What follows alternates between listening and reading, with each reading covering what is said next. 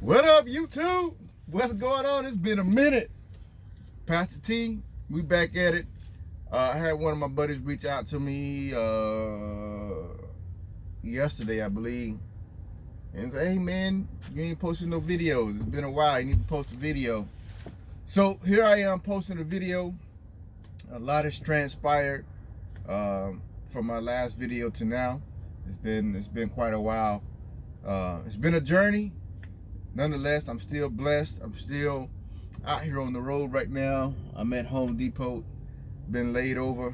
But hey, that's part of the game, right? So, just with this experience from the last couple of days, I've been reading about David. And we're familiar with the story of David and Goliath.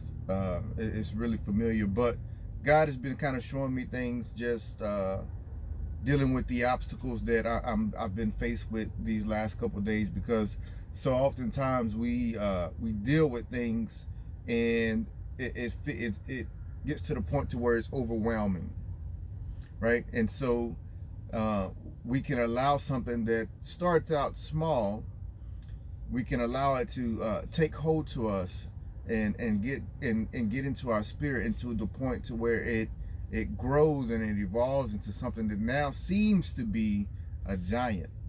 And so then it's like, well, how do we overcome this? And so I want to read this out of 1 Samuel chapter 17. And again, it's a familiar passage, so I'm not going to read it all, but I just want to read pieces of it. 1 Samuel 17, verse 17, it says, Jesse said to David his son, take for your brothers an ephah of this parched grain and these 10 loaves, and carry them quickly to the camp to your brothers. Right? That's verse 17.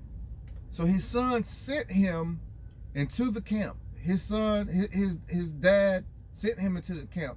His dad sent him to where the battle was to be fought. He sent him there. Sometimes in life, in our personal life, sometimes in our career field, God will send us to a place that's a battleground. He'll send us to a place that's full of chaos and confusion in order for us to be the individual who is going to be the one who corrals all the confusion and defeats the very thing that's holding people captive. Sometimes we don't know the reason that we're going there. We feel that we may even feel like, hey, I'm not equipped to do whatever it is that I'm going to do. But just like David he'd already been trained in the mountains, in the hills, while he was, being shepherd to the sheep, to the flock. And so there's things that take place in our life. There's past experiences, life experiences that have shaped us and conditioned us and trained us for each and everything and each and every assignment that God puts before us. We just have to be willing and able to move according to his will. So I really like David because he was obedient. The Bible says the very next morning he got up and he took off. He didn't linger around. He got somebody else to shepherd the sheep, and he went and was about his father's business. So let me finish here. So here they are, Saul and the army and David's brothers. They're down at the valley, and they're fighting the Philistines. And then Goliath comes out and he's ranting and raving, who's gonna fight me, whatever.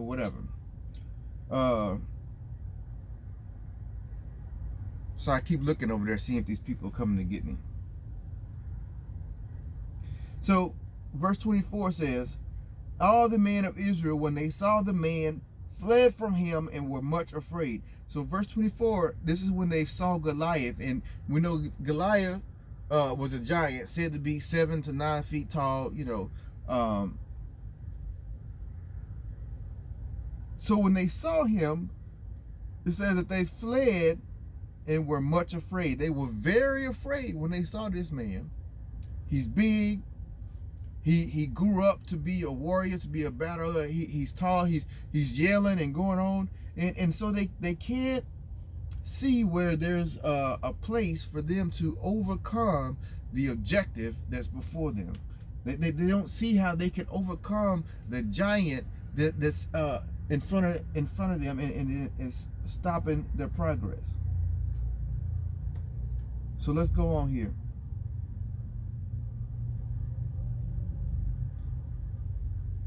In verse 26, it said, and David said to the men who stood by him, what shall be done for the man who kills this Philistine and takes away the reproach from Israel?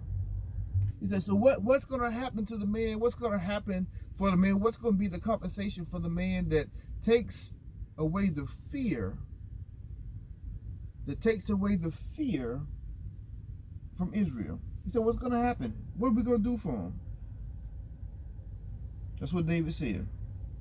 So his brothers came and said, hey man, here you go again. What are you doing? And David said, well, I'm just asking a simple question. So he asked the next person, got the same answer.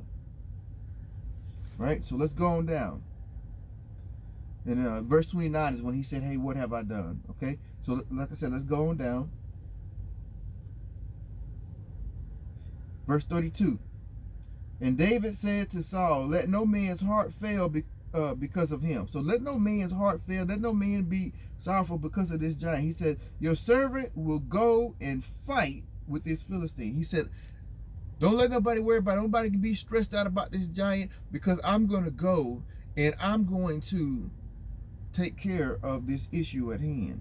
Sometimes we've got to grab the bull by the horn and speak life to ourselves and say, you know what? I'm going to go and I'm going to take on this giant for myself. I'm going to go and I'm going to take on this giant for my family. I'm going to go and I'm going to take on this giant for my business, because a lot of us out here are seeking to elevate ourselves from being a company driver, a lease driver, to being a full-fledged owner operator, a small fleet, a large fleet, what have you. So, and there's going to be plenty of times where we're going to be, where I've been already, but you will be faced with a giant that looks like it cannot be overcome, right? But we got to take the bull by the horn and say, you know what? Don't, hey, wife, kids, don't be in a disarray about what it looks like, because I'm about to grab this bull by the horn and I'm going to defeat this obstacle so we can come out victorious on the other side. The Bible says the battle is already won. He says, I'll go. Right? That's what David told Saul. And he told him, look, this man has been of war from youth. So he was brought up to be a warrior. Now we're going to get to what I like. But David said to Saul, verse 34, your servant used to keep sheep for his father. And when there came a lion or a bear and took a lamb from the flock, this is what David did. He said, I took the bull by the horn. He said, verse 35, I went after him. He didn't just let it go and say, oh, that's a lion, that's a bear, I lost one, I still got 99. He said, no. He said, I went after him and struck him, and I delivered it out of his mouth. And if he arose against me, I caught him by his beard and struck him and killed him. David said, look, I'm not about war, I'm not about violence, but I do what I gotta do. He said, look, I went after that lion and the bear. He said, all I did was I struck him, I knocked him down, I threw him off his course so I could retrieve what was rightfully mine. And then I know that David left it at that because he said, if. So that means his intent was to just, hey, give me my mine, I go my way, you go your way. But he says, if. David says, if. He rose against me. He said, I took him by his whiskers. He said, after I took him by his whiskers, I struck him again, and then I killed him. Right? So sometimes when we're faced with these giants, and I'm not telling anybody go and kill anybody. By any means, that's not what I'm saying. But what I'm saying is we have to get to the point to where, hey, you know what? I'm letting you know that you are offending me. I'm letting you know that you're not gonna mistreat me. I'm letting you know that, hey, we may have had an agreement about such and such, but now things have changed. But look, I'm still a man at the end of the day. You're not gonna mistreat me. So I'm verbally letting you know. I'm giving you a warning, and I'm trying to go my way and you go your way. But if you come at me again, there's gonna be consequences, right? This is what I like about David. So here we go. Verse 30, your servant struck down both lions and bears, and this uncircumcised Philistine shall be like one of them. For he has defied the armies of the living God. Verse 37, and David said, the Lord who delivered me from the paw of the lion and from the paw of the bear will deliver me from the hand of the Philistine. And Saul said to David, go, and the Lord be with you. This is the part that I absolutely love. In the face of adversity, in a position where he was the underdog, in a position where the armies who were trained in battle were afraid, David came in, a young man from the fields tending to the sheep, and said, look, man, the Lord that I serve protected me from the lions. He protected me from the bears, and I know without a shadow of a doubt he will protect me from this Philistine, and this Philistine will fall at my feet. Listen. When we are faced with adversity, when we are faced with things that seem as though they will overtake us, when we are faced with things that seem like they have been birthed to be a warrior, we have to understand that if we keep our eyes on Jesus, he will see us through. He brought us through. He's brought us through health issues. He's brought us through the loss of loved ones. He's brought us through the pandemic. He's brought us through not having enough money in our bank accounts to make ends meet. He's brought us through times when we've been laid off. He's brought us through heartache with spouses. He's allowed us to overcome so much, and he kept us. And here we are in a better place now. So don't lose focus. Don't lose hope when a new giant comes and stands in your way. David said, the Lord who delivered me from the paw of the lion and from the paw of the bear will surely deliver me from the hands of this Philistine. He had faith in the Lord. No matter what people say, hey, you too young for this. You're not ready for this. You haven't been brought up in this. He said, no, I'm not worried about that because my faith is in God. Listen, drivers, Christians, brothers, sisters, whoever may watch this, our faith has to be in the man upstairs. When we're out here on this road, when we're away from family, especially now during the holiday season, you know, some of us may not get to go home because of the way that we have to run, because we have to make ends meet. When we're faced with that, and our minds begin to wonder, and the enemy wants to creep in, remember, the Lord that I serve, he kept me in times past, so I know he will keep me through this for times to come. Don't lose faith, don't lose hope. So after that, then Saul said, here, David, let me put this battle gear on you. Let me put this shield on you. Let me give you this sword. Let me give you these things that you need to go out here and to fight with this Philistine. And so David put all the stuff on, and he tried to walk. He was off balance, and the things were too heavy for him. And David said, hey, whoa. This is not how I do it. He said, when I was out there in the field, all I used was some stones and a slingshot.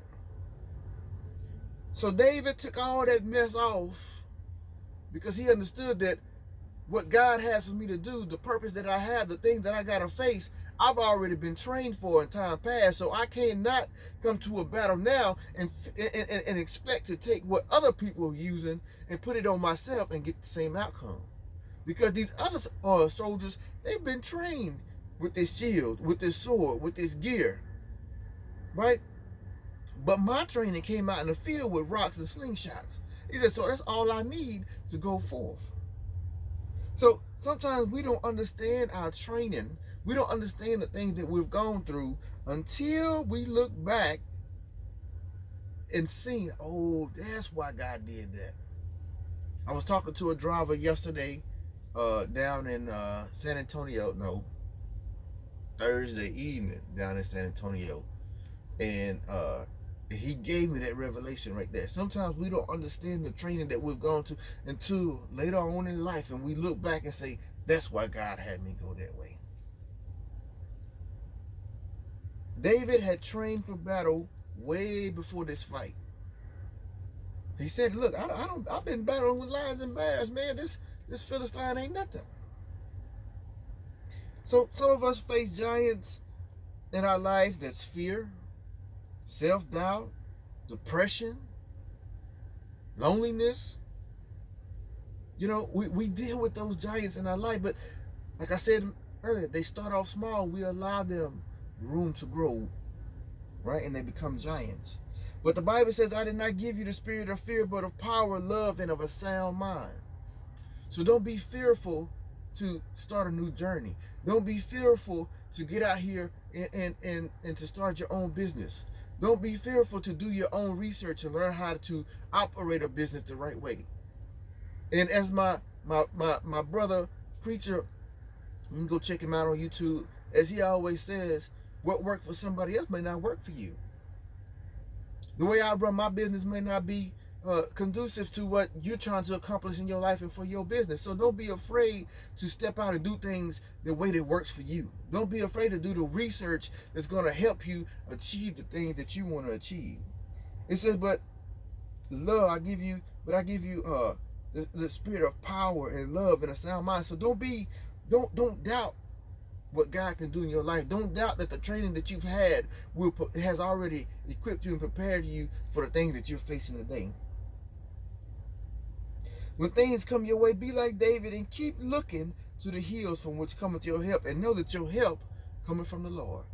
David found himself in the face of adversity. David found himself outnumbered by one man, by his strength and his size, and the sheer fact that he was brought up to be a warrior. But David didn't lose focus on who's in control. And he looked to the hills that was coming his help. Use what you have. Use what you've been given. Don't look to be like everybody else. Don't look to fit in with everybody else. Each and every one of us have a walk that is tailored to our individual lives. My walk isn't your walk isn't my walk. That's it. I just want to get on here and share that. My brother reached out and said, man, you ain't made no video. That's what I'm going through. So I'll do another video, update you guys what's been going on with me, what I've been doing, where I'm at, what I'm doing now. So stay tuned. I'll do that. And hey, this is the season where a lot of people are stressed, depressed, lonely, sad, envious, jealous. My prayer is that each and every one of you who may watch this is 2021, if this is seen some other time, but we're almost to Christmas. But my prayer and my hope to each and every one of you, and I encourage you to stay focused. Don't allow room for the enemy to come in and manipulate you to make you feel like I can't get my loved ones everything that they wanted. I can't do what I set out to do. I fell short. And then you begin to feel less of yourself. Don't allow that to take root in your spirit and cause you to fall and come short. You know, because the thing is this.